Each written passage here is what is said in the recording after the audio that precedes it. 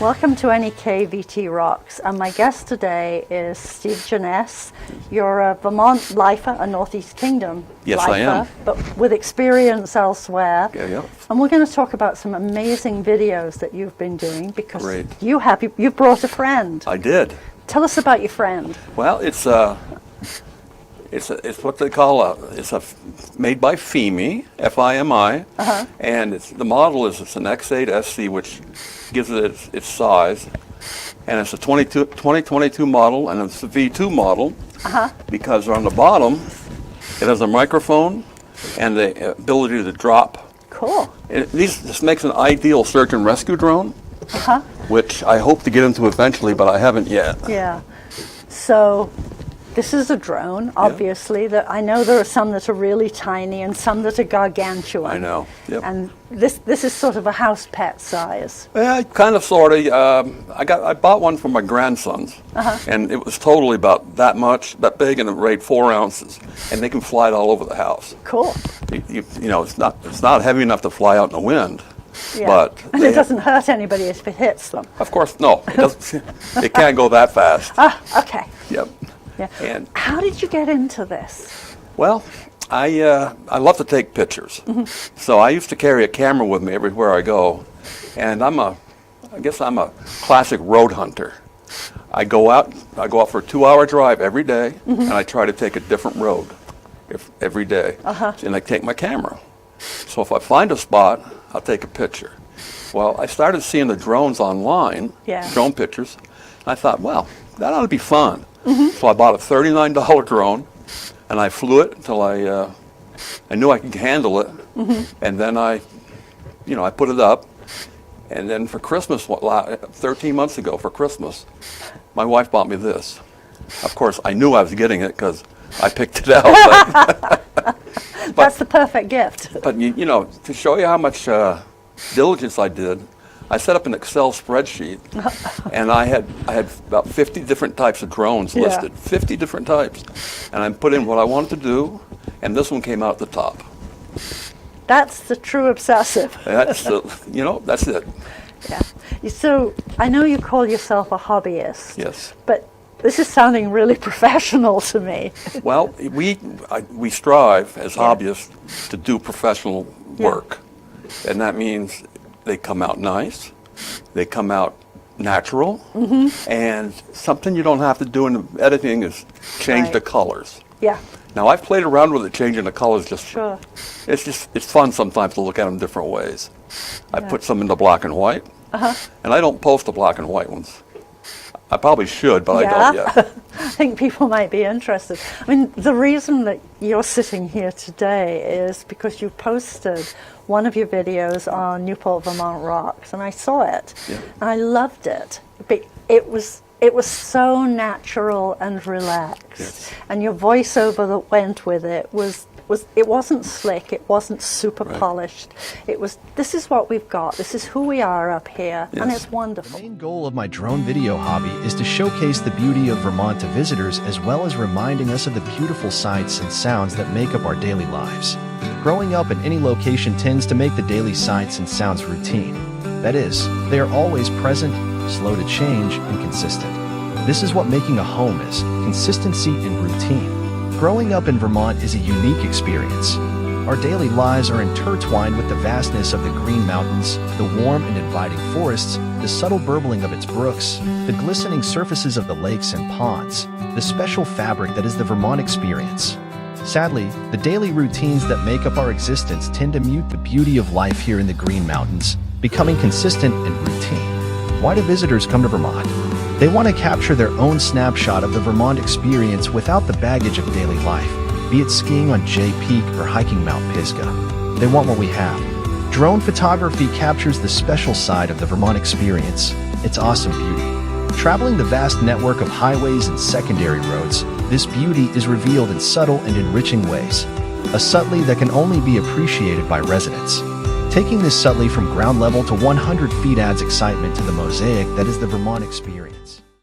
Yeah, that video, I wanted to portray the Vermont experience. Yeah. People come up here visiting to get a slice of what we have. Yeah. They go up here for foliage.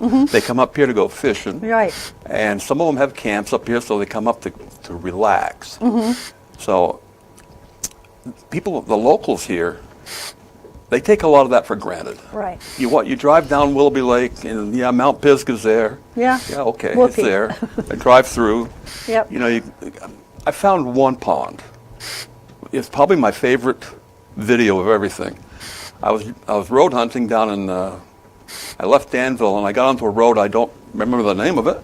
It took me right to Calais. But along that way, I saw this body of water, and I almost drove by it. Then I backed up and I looked at it, and not a soul around. There's nothing built up, no fishing access, and the water was just like a mirror. The foliage kind of just sat right in the water, and so I spent quite a bit of time doing video on that one. Sure. It was just beautiful. And then you have the dilemma, if I post this, does that mean everybody's going to go to it because it's so beautiful? Right. Or should I keep it a secret? Well, I didn't put down where exactly it was. I said it was an unknown pond in Calais, or Calais. Depends on how you pronounce them. I know, and I laugh when I hear the two together because I know which one I traditionally have gone for.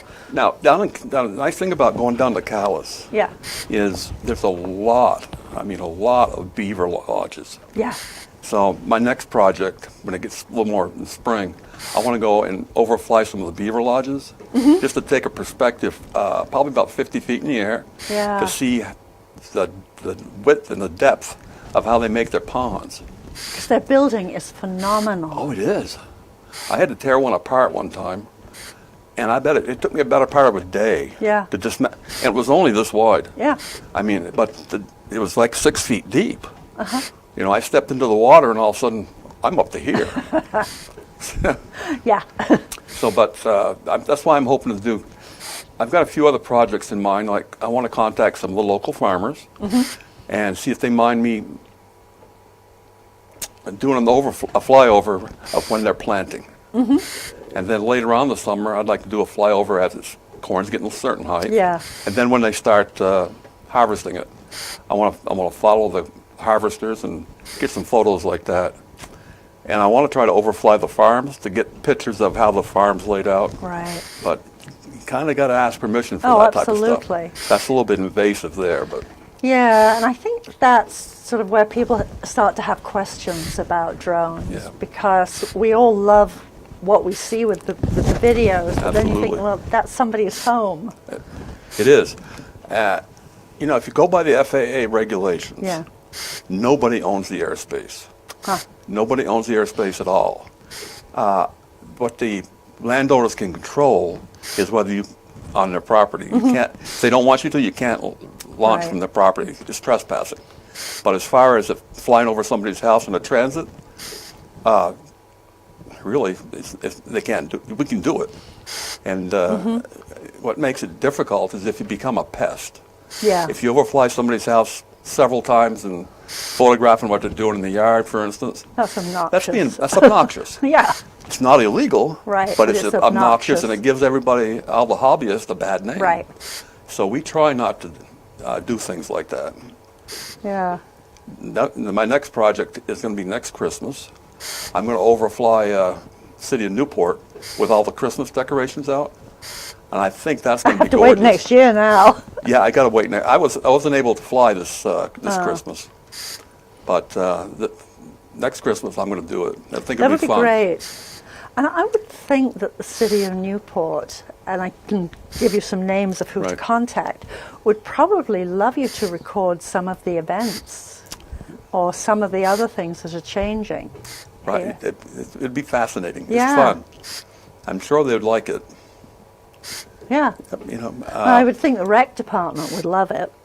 Oh, yeah. I imagine they probably would. There's a lot of stuff that we can showcase there and get those videos out. Right. Yeah. Oh, I think there's sort of so much potential for partnerships here. There is. And, you know, my next goal is to get a pilot certification. It's just, and the ground school for that is just about like flying a regular plane. Wow. There's so much in-depth knowledge, but that'll allow me to overfly crowds and give the videos to, for instance, if I overflew the soccer matches up at North Country, Yeah. I could film it, edit it, and then give it to the school. Yeah. But without that pilot certification, it's illegal for me to do that unless I get it. Right. So my ground school's coming up in March. And how long is it? I can do it in 4 weeks. That's about the length of time. Yeah. It's not a full day thing. Right. You work a couple hours and go from there, review, Yeah. go a couple more hours, review. That way you get a chance to digest all the information. Yeah. And would that let you fly different kinds of drones as well? Absolutely. This one here is probably the biggest one I'm going to have. Yeah. I've got another smaller one that when it's not windy, I have a great time with it. Yeah. I've already, well, I say I have a great time with it. Yeah. I smashed one up one day when I was flying. I was up flying and zipping through around my trailer down at the campground. Yeah. And my wife said something to me, so I just looked away and Oh, smash. pow. Yeah. And yeah, that was the end of it. But it was a $39 drone. Who cares, you know? Right.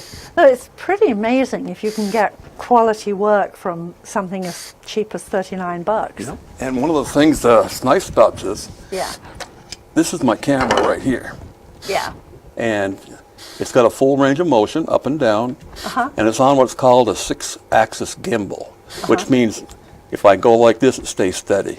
So it makes it, that is really the heart of taking videos up here. Right. And this is an all-weather drone. You can fly it in the rain or in the snow. You don't want to get it immersed in the lake. Sure. But it doesn't swim. No, but it's rain resistant and Yeah. snow resistant.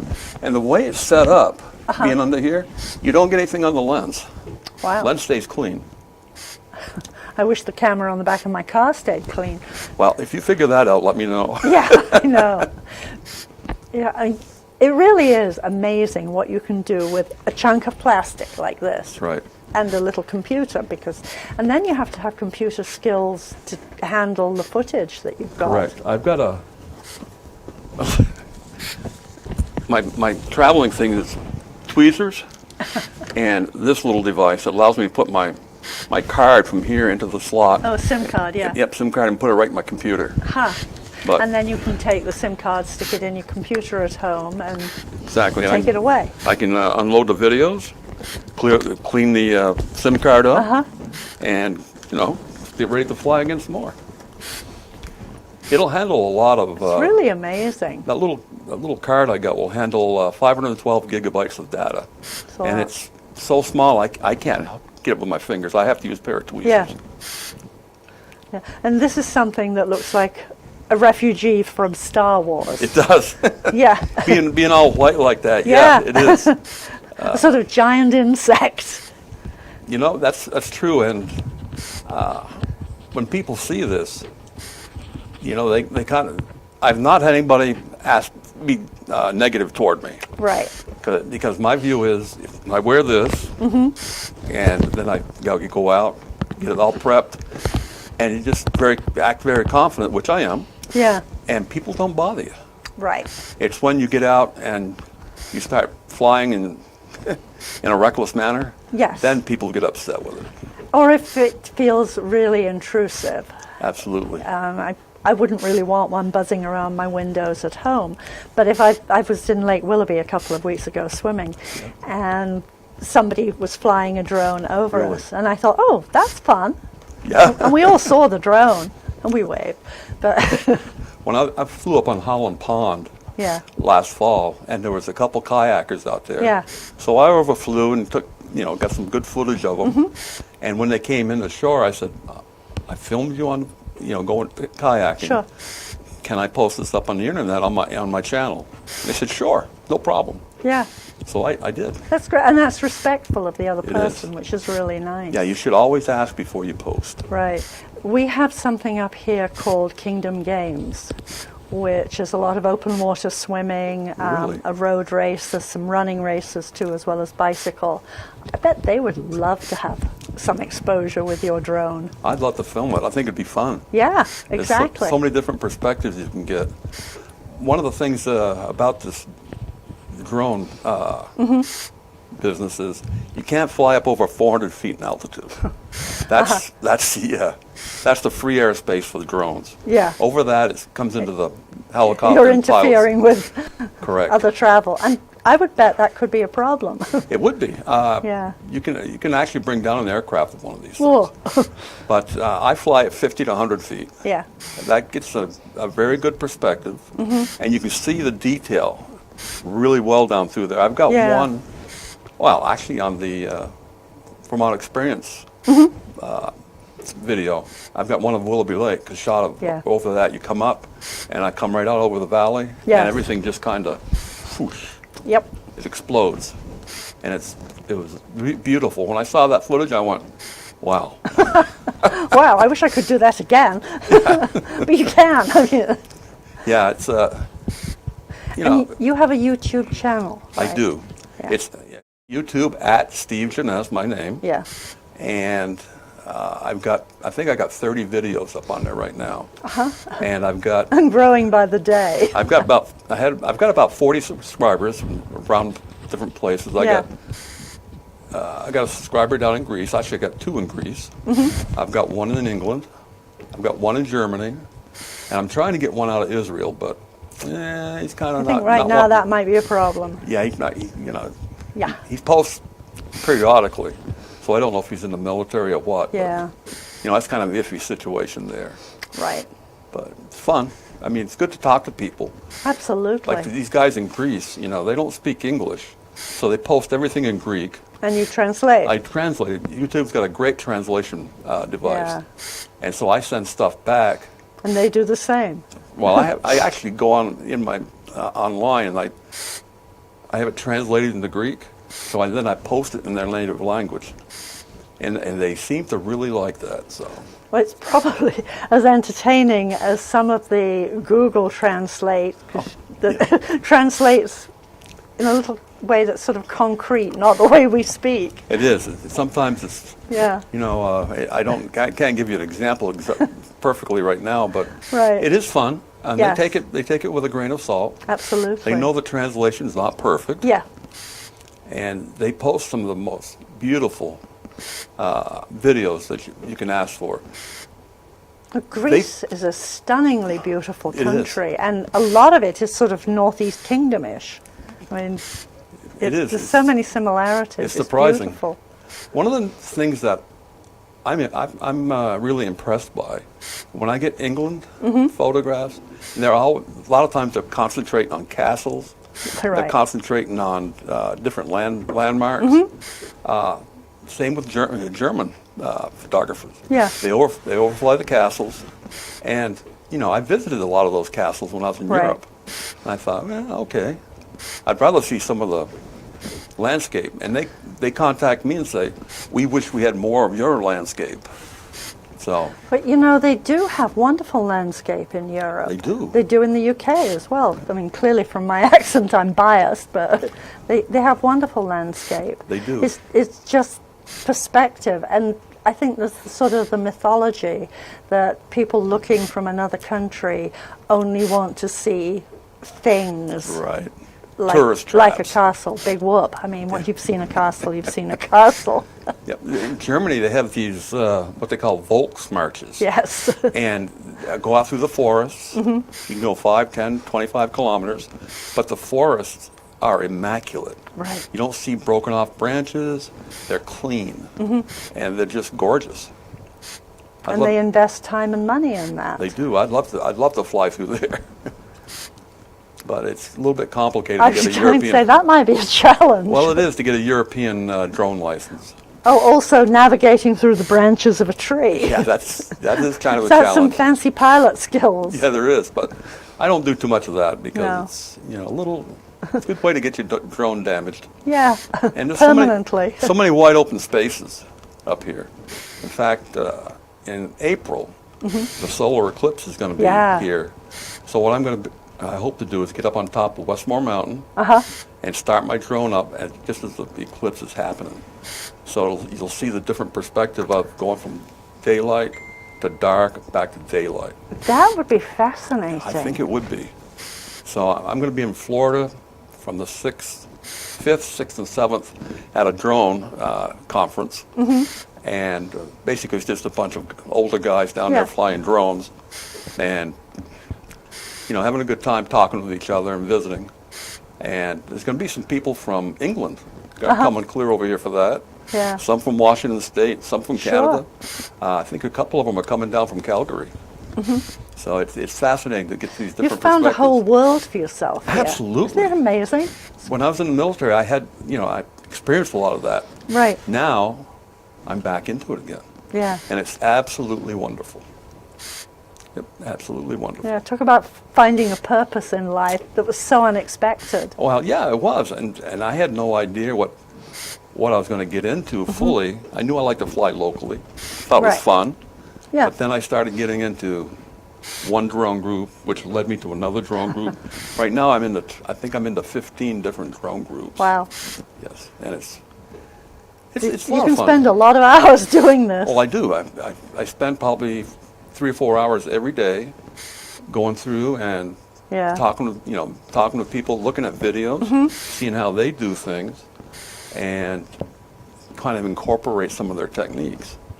Yeah. So So it's- much for sitting home and rotting when we retire, right? Oh my gosh, I could never do that. Me neither. I'm always out doing something. Right. Like yesterday, it was kind of cold, kind of cold out, but I plowed my driveway with my ATV. I'm going to go out and finish it up today, and then, go back inside and do some more videos. Yeah. It's kind of interesting. And then go out and film snow, other people trying to shovel the snow. I haven't done that. Why not? Well, I didn't think of it actually. So you give me an idea. See? And then you can send it to the people so they can see how hard they're working. All of us. Yeah, it could be interesting. Yeah. Some of those big snow removal machines they use up at Price Chopper. Yeah. I think that I should have gone up there and done that. That'd been fun. Yeah. See what they do. I mean, it's another perspective of the Northeast Kingdom. Absolutely. And it's real for us. So. It is. We don't have many built-up areas. No. Just like Newport's our only city in New Orleans County. I know. I fly around Danville. I go to Peacham, Barnet, when I'm down there in the summertime. I go over toward Montpelier, Marshfield. Yeah. Marshfield is a wonderful place to drone. It's very picturesque. And Plainfield's not bad, but there's one reservoir over there in Marshfield. It's called Molly's Folly.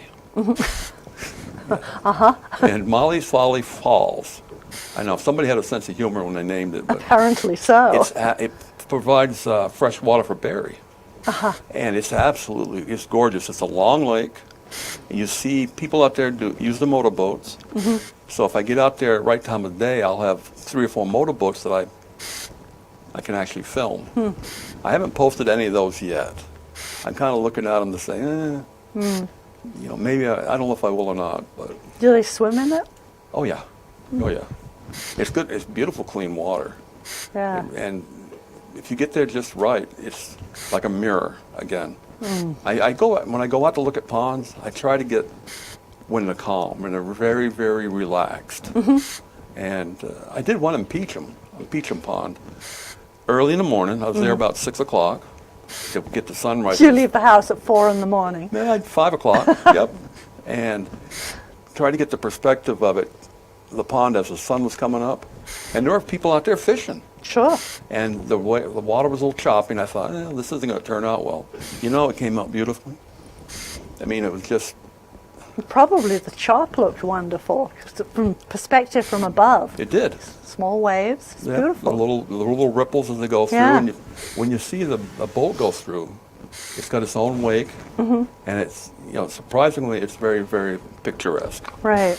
You don't notice it from the ground level, but when you get up about 50 feet, I call it exploding. Everything Right. comes right up in perspective. You can see it. How good is the microphone? The microphone, it's a one-way mic, Yeah. and I can talk directly to whoever's on the ground, and it's good for about... That would weird somebody out. It would weird me out if one of these came at me and it started speaking to me. At 25 feet, you can hear it very well. Yeah. So if I was going to use it on search and rescue, Yeah. I would fly up about 50 to 100 feet, and if I happen to locate somebody, Sure. you can drop it down, and we can give them directions what to do. Sometimes they can follow us back out of the forest. Right. I mean, I haven't done it yet, but I'm very familiar with the procedures, and I've seen there's a drone group at Search and Rescue, and I belong to that, and it's fascinating what they do. Yeah. Mine's a GPS drone, which means I can actually get whatever coordinates of an object I want to film. I can get the actual longitude and latitude Right. out of it. So that comes in handy for search and Yeah. rescue also. It's funny because we all think of making videos or spying on people or, Yeah. or whatever else with a drone, but something like search and rescue, I mean, that's an amazing use. It's invaluable. Yeah. Especially out west in the summertime. Yeah. People get hurt in the canyons. Right. And it's not a lot of cell service, surprisingly, Like none. very much so. Yeah. And if somebody's gone missing, hopefully they told somebody where they were. And these guys, they You go can out with get them. off the trail and get totally lost. Get People totally have come lost. off the Appalachian Trail coming through near here Oh, yeah. and got totally lost. It's easy to do, Yeah, I know.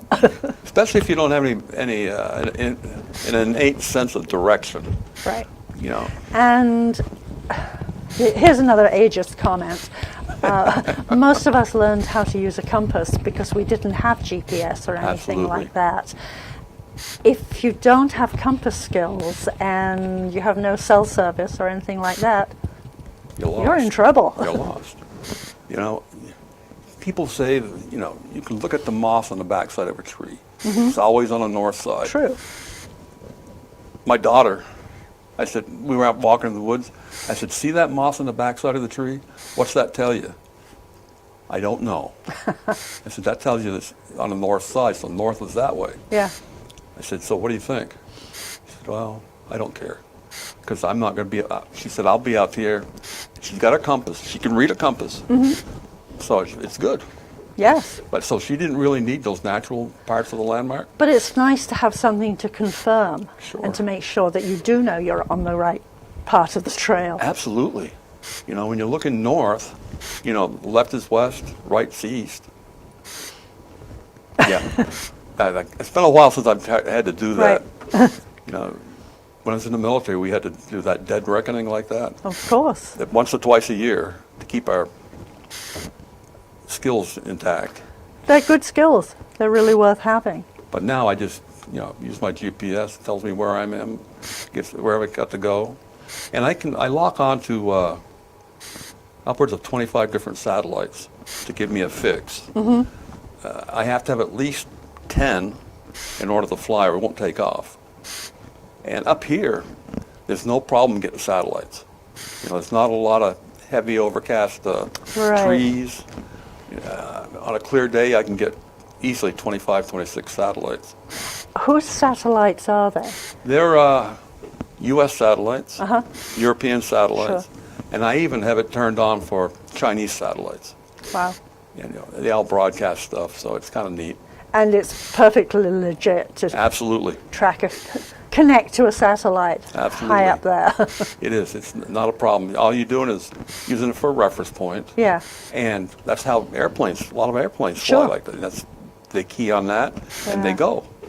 It's also amazing because we look at the sky, we don't see half of what's up there. I know. And then you suddenly say, and I can log on to 26 satellites, and you're thinking, wow, how many satellites are there up there?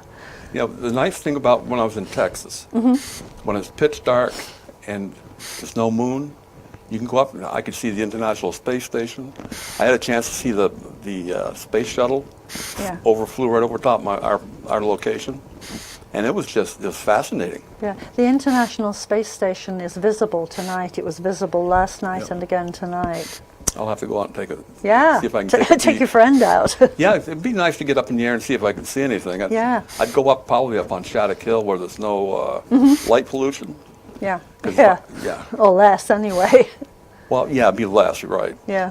But I should be able to see the night sky pretty well from up there. Yeah, somebody posted on Rocks this morning, Walter Medwid. He always puts when the times are for the visibility of the International Space nice. Station. I'll have to check So that if you out. look on Rocks today, you'll see that there. Super. Super. There are so many ways that this can connect with so many other things, because as we're talking and thinking, wow, you should go into the schools, you should do this, you should do that.